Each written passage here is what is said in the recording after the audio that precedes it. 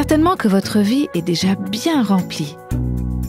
Est-ce que c'est quand même possible de faire de la place dans votre quotidien pour la parole de Dieu? Quelle que soit la période qu'on traverse, on a besoin de la parole de Dieu pour se connecter à la réalité dans laquelle on vit. La méditation contribue à ça, précisément. Quand j'absorbe les vérités bibliques, elles remplissent mon cœur et elles produisent du fruit en retour. Vous écoutez Réveille nos cœurs. Au cours des dernières semaines, j'ai lu le livre des Nombres. Entre nous, je n'ai jamais vraiment désiré étudier ce livre de la Bible en profondeur parce qu'il compte et il fait l'inventaire des Israélites alors qu'ils se trouvent dans le désert entre leur sortie de l'Égypte et leur arrivée dans la terre promise. Et vous voyez, les 2 premiers chapitres de ce livre comptent et recomptent les Israélites. Que pourrait-il y avoir de plus ennuyeux que de lire un recensement? Et pourtant, lors de cette dernière lecture, l'Esprit de Dieu a éveillé mon cœur. J'ai senti son esprit connecter ce que je lisais à la façon dont je vis. Alors jamais je n'ai été plus convaincue de cette vérité. La parole de Dieu est vivante et efficace. Lorsqu'on la médite, ça peut changer nos vies et même des passages apparemment ennuyeux peuvent participer à notre formation et à notre croissance.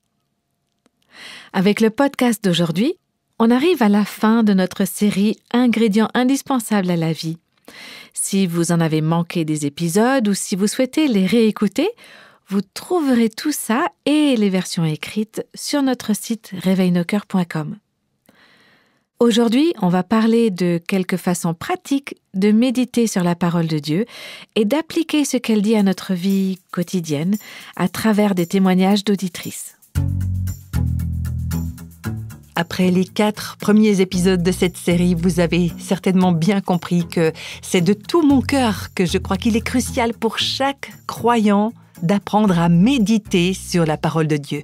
On a vu pourquoi quand on s'est penché sur la vie de Josué. J'apprécie beaucoup d'avoir des retours de la part des personnes qui nous écoutent et qui écoutent les séries de podcasts. Et je lis ou j'écoute toujours avec beaucoup d'attention les messages ou les commentaires qui nous sont envoyés. Et j'aimerais partager avec vous maintenant certains des témoignages que nous avons reçus sur cette thématique de la méditation. Il y a celui d'une auditrice qui raconte l'impact que la méditation a dans sa vie. On l'écoute. Ce que j'aime le plus dans la méditation, c'est que souvent, il suffit vraiment de très peu de choses. Il n'y a pas forcément besoin de prendre tout un chapitre. Parfois, juste la phrase « Jésus pleura », par exemple, si vous êtes en deuil ou traversez un moment de tristesse ou de lutte, ça peut être un très grand réconfort. Donc, j'essaie de suivre ce modèle, méditer sur quelques mots et même parfois juste un seul. Et voici un autre message reçu de la part d'une femme qui s'appelle Jill et qui explique comment la méditation de la parole l'a aidée dans un moment délicat. Dieu nous inspire quelquefois des versets qui restent vraiment gravés dans notre esprit. Je me souviens particulièrement du verset d'Ésaïe 43:2 « Si tu traverses les eaux, je serai avec toi ». Ce n'était que juste quelques mots, mais cela m'inspirait beaucoup. Je les avais écrits sur mon pare-soleil dans ma voiture et aussi dans ma salle de bain. Un jour, ma nièce que j'adorais a eu un accident de la route. Quand j'ai reçu l'appel et que je suis montée dans la voiture pour y aller, j'ai abaissé le pare-soleil et je suis retombée sur ce texte. J'avais médité sur ce verset pendant des mois. Et voilà que Dieu me l'a rappelé quand j'en ai eu besoin. C'est vrai que méditer sur la parole de Dieu, c'est pas seulement une bénédiction pour aujourd'hui, mais ça peut vraiment servir pour plus tard, quand on aura besoin des conseils et de la conduite de Dieu. Alors on peut se retrouver dans une situation de crise où on a du mal à réfléchir clairement. Mais ce qu'on aura stocké dans notre cœur, ça va nous accompagner à travers cette crise ou cette situation. On a aussi le témoignage d'une femme qui s'appelle Susanna qui nous explique comment elle a médité autour d'un verset d'Ésaïe 50, un texte qui l'a encouragée quand elle se sentait vraiment pas en forme. « Le Seigneur, l'Éternel, m'a donné le langage des disciples pour que je sache soutenir par la parole celui qui est abattu. » Et pour elle, c'est le matin qui est particulièrement propice pour la méditation. Ça lui permet de recharger ses batteries pour pouvoir encourager d'autres personnes et partager ces versets avec celles et ceux qui en ont besoin pendant la journée. Et Suzanne nous dit avoir traversé des périodes où elle était très fatiguée, elle n'arrivait pas à dormir la nuit, et le verset 92 du psaume 119 a été sa bouée de sauvetage. « Si ta loi n'avait pas fait mon plaisir, je serais mort dans ma misère. » Et ce verset, ça a été sa force, ça a été la seule chose à laquelle elle pouvait se raccrocher, parce qu'à ce moment-là, tout lui avait été enlevé. Et elle raconte aussi comment Dieu l'a aidée quand elle était complètement désemparée, seule à la maison, et que son petit bébé était en train de s'étouffer et qu'elle ne savait pas quoi faire. Et elle s'est rappelée que ce verset « Je ne te délaisserai pas et je ne t'abandonnerai pas », qu'elle avait stocké quelque part dans sa mémoire, eh bien c'était une source de réconfort et d'encouragement. Et il y a une autre auditrice qui nous a raconté la façon dont la méditation biblique l'a aidée alors qu'elle était en train de passer un examen médical.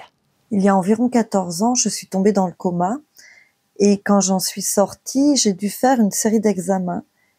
Et un jour, on m'a mise sur une très petite table, attachée, et on a descendu une machine mais si près de mon visage que je pouvais littéralement la toucher avec le nez. Je devais rester immobile pendant près d'1 heure. Et je me demandais, mais qu'est-ce que je vais faire pendant tout ce temps-là? Et c'était comme si Dieu me disait, souviens-toi juste de ce que je t'ai dit dans ma parole. J'ai commencé à réciter mentalement des passages de la Bible. Je ne pouvais pas bouger, il n'y avait rien d'autre à faire. Et avant même que je m'en rende compte, l'examen était terminé. C'était vraiment incroyable la façon dont Dieu a fait revenir ces versets dans ma tête parce que en plus, à cette époque, j'avais des problèmes de mémoire et je ne pouvais même pas me rappeler de ce que j'avais pris pour le petit déjeuner. Mais là, tous ces passages que j'avais appris tout au long de ma vie me revenaient sans problème. C'était merveilleux. C'est ça qui est génial. La parole nous revient à l'esprit. Et il y a même un passage dans la Bible qui nous dit ça, que le Saint-Esprit va nous inspirer ce qu'il faudra dire en cas de besoin. Une autre auditrice nous a envoyé une réflexion qui va aussi dans ce même sens par rapport à la méditation de la parole. C'est bon de penser à la façon dont Dieu utilise sa parole. Si on s'en imprègne, on saura la trouver quand on en aura besoin. Nous pouvons compter sur le Seigneur pour nous donner au bon moment ce dont on a besoin. Ce que nous dit cette femme, c'est vrai, il n'y a rien de plus important que de méditer, de sonder les Écritures. Et voici encore un autre témoignage. En juin dernier, avec ma famille, on a traversé une crise. Ce jour-là, je lisais le psaume 89 et il était parfaitement approprié par rapport à ce qui était en train de se passer. Alors, je me suis accrochée à ce psaume. Je l'ai surligné dans toutes les Bibles que j'ai. Ça m'a vraiment parlé ce jour-là. Je vous lis ce passage du psaume. La justice et l'équité sont les fondements de ton trône. La bonté et la fidélité vont devant toi. Heureux le peuple qui connaît le cri de fête, qui marche, ô Éternel, à la lumière de ta face, qui exulte en ton nom tout au long du jour et dans ta justice s'élève. Car tu es la gloire de leur force. Par ta faveur, nous pouvons relever la tête, car notre bouclier appartient à l'Éternel, notre roi, au sein d'Israël. Tous ces événements familiers m'ont bien fait réfléchir et c'était encourageant d'avoir la Bible comme support dans ces moments-là. Oui, c'est un témoignage qui nous montre que le fait de méditer sur la parole de Dieu nous permet non seulement d'affronter les situations, les circonstances quotidiennes, mais qu'elle nous permet aussi de trouver des encouragements dans la parole. Et c'est valable en toutes circonstances, pas seulement dans les temps de crise.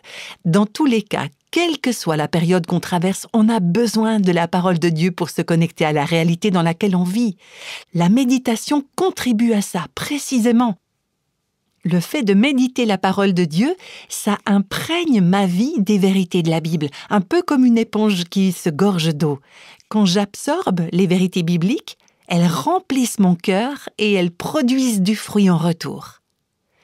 Il me semble que c'est le célèbre auteur John Bunyan qui disait qu'il voulait être rempli de la parole de Dieu au point que si on lui perçait le cœur, le sang qui en sortirait serait non pas bouillonnant, mais biblionnant. Et j'aime bien cette image. J'aimerais être tellement remplie de la parole de Dieu que quand je suis pressée, quand je suis en difficulté, quand je suis frustrée par des situations de la vie sur lesquelles j'ai aucun contrôle, ou alors quand ce sont d'autres personnes qui ont des problèmes et qui viennent me voir en me disant « Mais qu'est-ce que je dois faire ?» J'aimerais être tellement remplie de la parole de Dieu que ce qui va ressortir en premier de moi, que mes réponses aux situations et aux questions seront conformes à la parole divine. Il n'y a pas de secret, il n'y a pas de raccourci en matière de méditation. C'est un processus qui va prendre du temps. C'est un engagement fidèle, c'est un engagement de tous les jours. On se plonge dans la parole à chaque instant, idéalement dès la plus tendre enfance. Il n'y a pas d'autre moyen d'atteindre ce niveau de plénitude et de connaissance de la parole de Dieu. Et c'est pourquoi c'est très important pour vous qui nous écoutez et qui êtes maman, d'aider vos enfants à prendre des habitudes pour être en contact fréquent avec la parole de Dieu.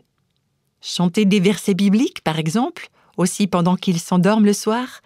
Faire en sorte que la parole de Dieu fasse partie intégrante de leur quotidien. On l'a déjà dit aussi, on peut s'imprégner de la parole en l'affichant au mur. Chez nous, on peut la réciter, on peut la chanter. Et c'est comme ça que vos enfants vont pouvoir toujours être entourés par la parole de Dieu. Sinon, ils vont grandir avec les conseils des méchants, comme on peut le lire dans le psaume 1. Si ce n'est pas vous qui prenez les devants, qui êtes intentionnels pour leur apprendre à aimer la parole de Dieu, c'est le monde qui va rapidement remplir cet espace dans leur cœur. Et dans ce cas-là, pour reprendre l'image du psaume 1, ils ne vont pas s'épanouir, ils ne vont pas être comme cet arbre planté près d'un cours d'eau qui donne son fruit en sa saison. Et j'aimerais maintenant vous faire entendre cet autre témoignage que nous avons reçu il y a quelques jours. Hier soir, à l'église, j'enseignais à un groupe de femmes. On avait une étude biblique, mais certaines d'entre elles n'avaient pas de Bible. Alors j'ai décidé de descendre en chercher dans la salle de l'équipe de louanges, parce que je savais que là-bas, il y en avait sur une étagère. En arrivant en bas, c'était le noir complet. Et comme je n'y étais encore jamais allée, je ne trouvais pas l'interrupteur. J'ai tâtonné un bon moment dans la pièce. J'étais comme complètement aveugle. Je ne voyais et ne trouvais rien.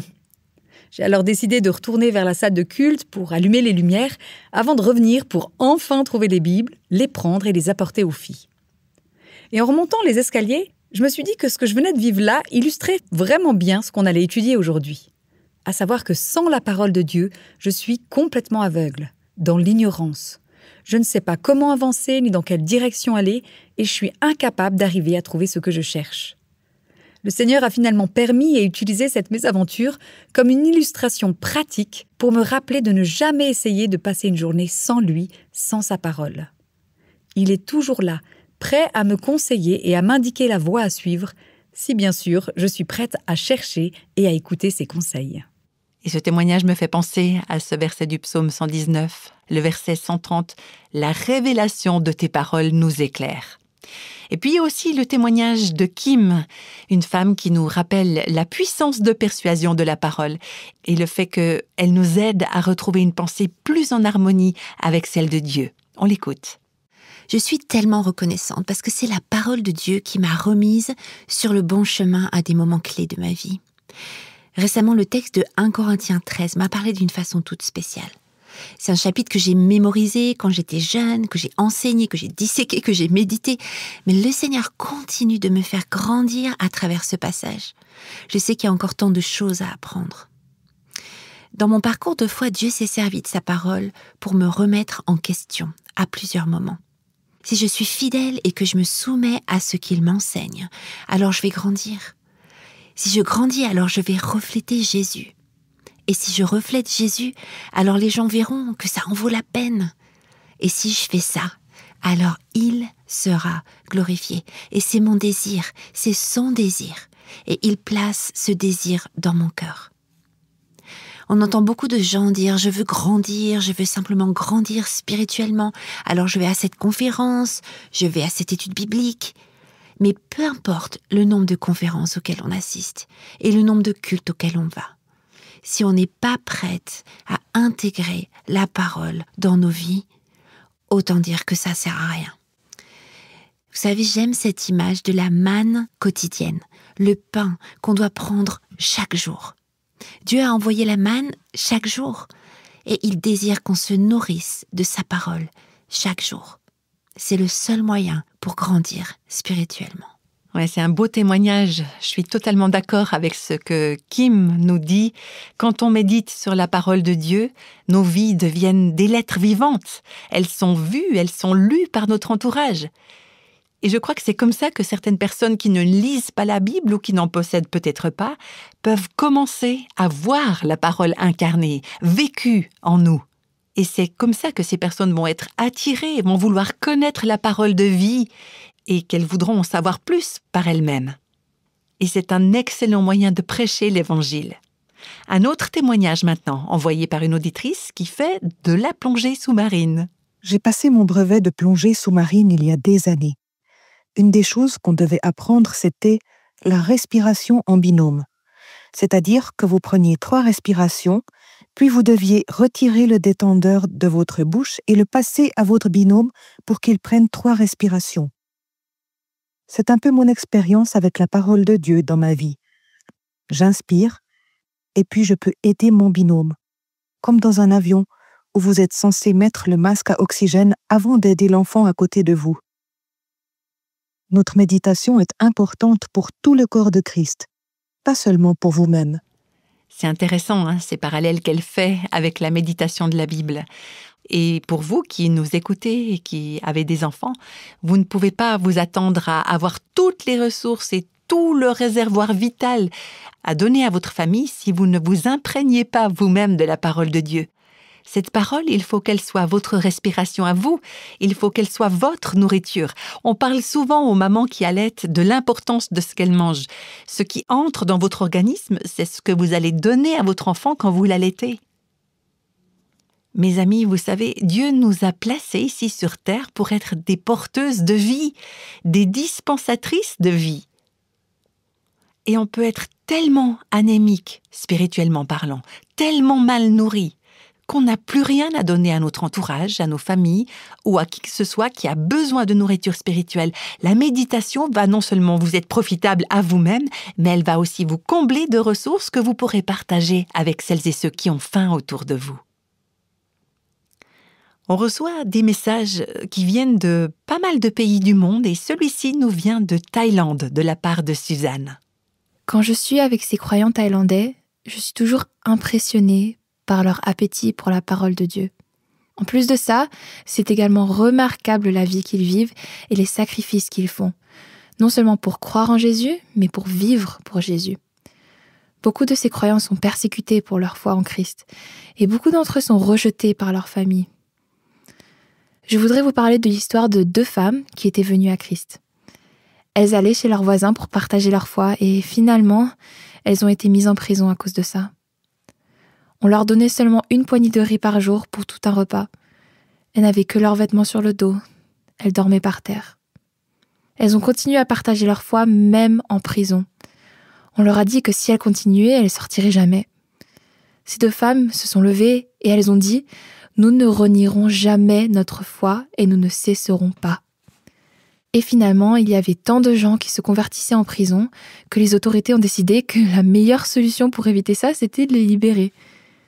J'ai rencontré personnellement ces 2 femmes, et elles m'ont raconté leur histoire et les souffrances qu'elles ont endurées. Et ça m'a fait beaucoup réfléchir. Jusqu'où est-ce qu'on est prête à vraiment vivre la vérité de la parole de Dieu dans la vraie vie ? La cerise sur le gâteau, c'est que quand elles se réunissent, elles n'ont pas besoin de faire des annonces, elles n'ont pas besoin de créer des flyers, et elles n'ont pas besoin de faire une annonce à la radio pour dire qu'elles vont avoir une réunion spéciale. La parole de Dieu se propage naturellement et les gens viennent parce qu'ils ont faim. Ils ont un très grand appétit pour la parole de Dieu. Le témoignage de Suzanne me fait penser à un verset dans les Proverbes qui dit « Celui qui est rassasié piétine le rayon de miel, tandis que celui qui a faim trouve doux tout ce qui est amer. » Et il y a vraiment une vérité dans ce verset. Vous savez, dans notre pays, il y a tellement de chrétiens qui sont juste rassasiés, même carrément gavés de l'évangile en quelque sorte. Et ce qui se passe, c'est que ces personnes n'arrivent plus à digérer la parole. Elles ne l'apprécient plus à sa juste valeur. C'est comme si on est fatigué ou lassé de quelque chose dont on n'a pas vraiment fait l'expérience par soi-même. Celui ou celle qui est rassasié piétine le rayon de miel. Je suis gavé, je ne peux plus rien avaler. Mais la personne qui a faim, c'est tout autre chose. Quand vous avez un cœur affamé, même les choses amères, entre guillemets, de la parole deviennent douces pour vous parce que vous savez à quel point vous en avez besoin et à quel point ça peut être une bénédiction pour vous. Avant de terminer en priant avec vous, j'aimerais dire merci à toutes ces femmes pour leur témoignage. Vous les avez entendues au travers des voix de Emma, Joël, Morgane, Clédia, Maïté, Fiona, Rachel, Patricia et Laura. Et toutes ces femmes ont enregistré depuis la France, le Japon, la Suisse, les États-Unis, l'Espagne et le Canada. Donc merci beaucoup à chacune d'elles. Et j'aimerais maintenant prier pour que le Seigneur nous donne des cœurs affamés pour sa parole. Seigneur, nous te remercions pour les richesses, les incroyables richesses contenues dans ta parole. Cette parole vaut plus que n'importe quel montant d'or ou d'argent. La valeur de ta parole dépasse tout ce qui pourrait sembler être précieux pour nous. Alors merci de nous l'avoir donnée. Merci pour l'Esprit Saint qui la rend vivante en nous et qui nous permet de vivre selon ta parole. Et je prie, Seigneur, pour que tu nous donnes à toutes un véritable appétit pour ta parole. Que nous soyons des personnes affamées, des personnes qui aspirent à cette nourriture, à ces éléments vitaux des Écritures, pour être à notre tour des dispensatrices de vie pour les autres. Alors que nous nourrissons nous-mêmes de ta parole, puissions-nous devenir une source de vie, de grâce et de vérité pour notre entourage. Et Seigneur, fais de nous des femmes qui vivent, qui aiment et qui reflètent ta parole de toutes les manières possibles, tout au long de notre vie. Et je prie cela au nom de Jésus. Amen.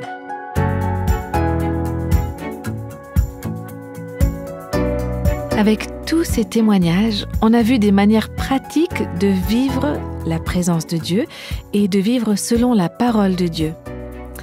C'était le dernier épisode de cette série Ingrédients indispensables à la vie.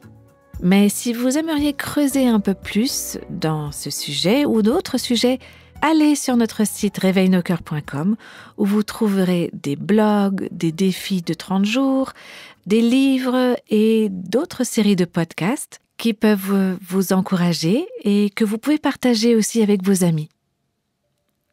Quand on s'entoure de la parole de Dieu, ça affecte vraiment tous les domaines de nos vies, notre manière de penser et aussi notre manière d'agir. Méditer sur les Écritures nous aide à croire aux promesses de Dieu en nous rappelant cet espoir que nous avons en lui. Merci d'avoir suivi cette série de Réveille nos cœurs et je vous dis à très bientôt.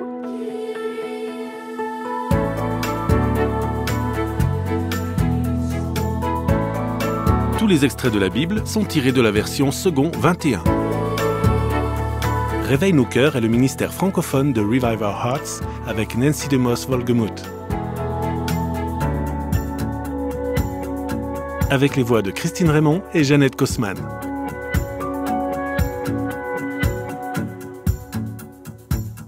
Quelle que soit la saison de votre vie, Réveille nos cœurs vous encourage à trouver la liberté, la plénitude et à porter du fruit en Christ.